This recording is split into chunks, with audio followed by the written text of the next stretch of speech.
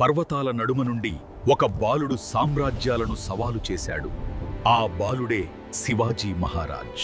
1630 ఫిబ్రవరి 19th Shivneri కోటలో జన్మించిన ఒక శిశువు భవిష్యత్తులో భారత ఇతిహాసంనే మలచబోయాడు. తల్లి జిజాబాయి చేత ధర్మం, ధైర్యం, స్వరాజ్య స్వప్నం నేర్చుకున్నాడు. చిన్న వయసులోనే కోటలను స్వాధీనం చేసుకున్నాడు. శత్రువులను ఎదుర్కొనే కొత్త వ్యూహాన్ని తెచ్చాడు. అదే గెరిల్లా యుద్ధ పద్ధతి. పర్వతాలు అతని రక్షణ, వేగమే అతని ఆయుధం.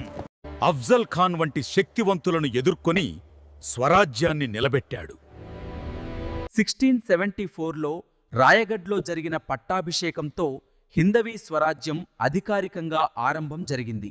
కానీ శివాజీ కేవలం యోధుడు కాదు, రైతుల రక్షకుడు, స్త్రీలకు గౌరవమిచ్చిన పాలకుడు, న్యాయాన్ని రాజ్యానికి పునాదిగా చేసిన రాజు.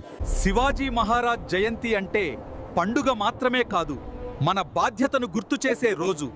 జై హింద్!